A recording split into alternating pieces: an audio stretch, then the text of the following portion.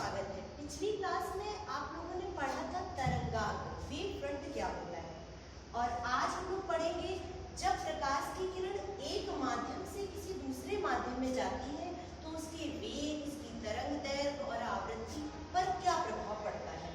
जैसे प्रकाश का वेग वायु या निर्वात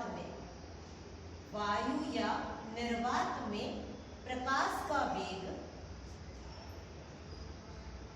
c है। c का मान 3 × 10⁸ मीटर प्रति सेकंड होता है। अब ये n अपवर्तनांक के माध्यम में प्रकाश की किरण जाए, किस अपवर्तनांक के माध्यम में? n अपवर्तनांक, कुछ भी वैल्यू दी हो n की, n अपवर्तनांक के माध्यम में अगर प्रकाश की किरण जाए तो n अपवर्तनांक के माध्यम में उसका वेग v बराबर c बटे n हो जाता है।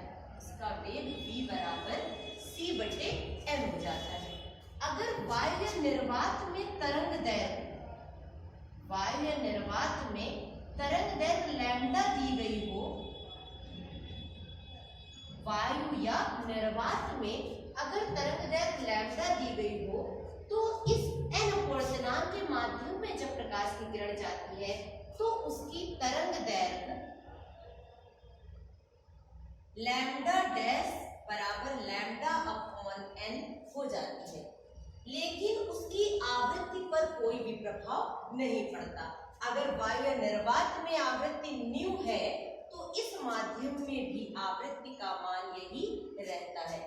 इस माध्यम में अगर हमने फार्मूला लगाया है c बराबर न्यू लैम्डा, तो इस माध्यम में भी हम फार्मूला लगाते हैं v बराबर न्यू लैम्डा डैश। अगर प्रकाश की किरण एक माध्यम से दूसरे माध्यम में जाती है तो उसका वेग परिवर्तित होता है, उसकी तरंग दैर्घ्य परिवर्तित होती है, लेकिन उसकी आवृत्ति पर कोई प्रभाव नहीं पड़ता।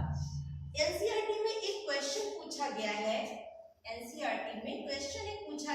शायद क्वेश्चन नंबर है 10.3, शायद क्वेश्चन नंबर 10.3 पूछा गया है। उसमें उन्होंने कहा है कि वायु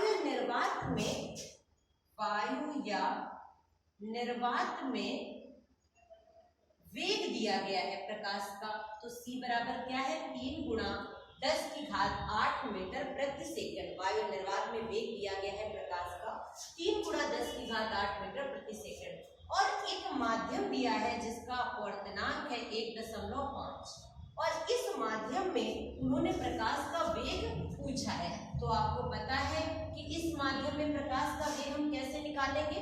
v बराबर c अपॉन n,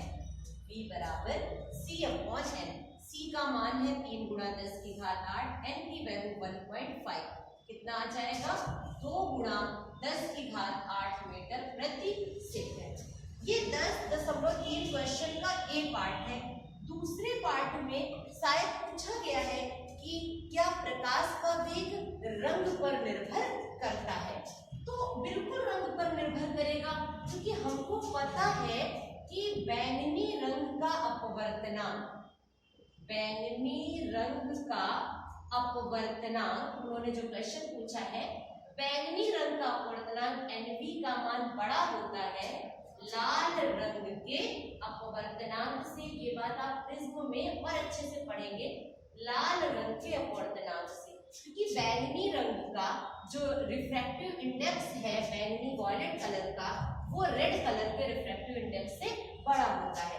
जब लाल रंग से बड़ा होता है बैंगनी रंग का अपवर्तनांक, और फॉर्मूला होता है v = c अपॉन n, तो n का मान बड़ा है तो v का मान छोटा होगा, n का मान छोटा है तो v का मान बड़ा होगा।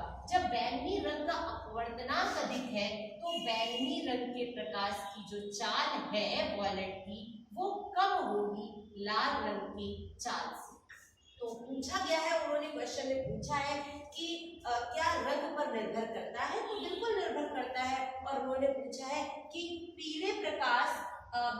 बैंगनी प्रकाश और लाल प्रकाश में कौन सा प्रकाश की किरण किस अधिक वेग से चलेगी, कौन सा प्रकाश धीमे चलेगा, कौन सा तेज चलेगा। तो किसी भी रंग की बात करी जाए तो बैंगनी रंग का अपवर्तनांक आपको पता है लाल रंग के अपवर्तनांक से अधिक है, तो उसमें जो बैंगनी रंग है उसका जो वेग है वो कम होगा लाल रंग के के वेग से, क्योंकि अपवर्तनांक के व्युत्क्रमानुपाती वेग रहता है।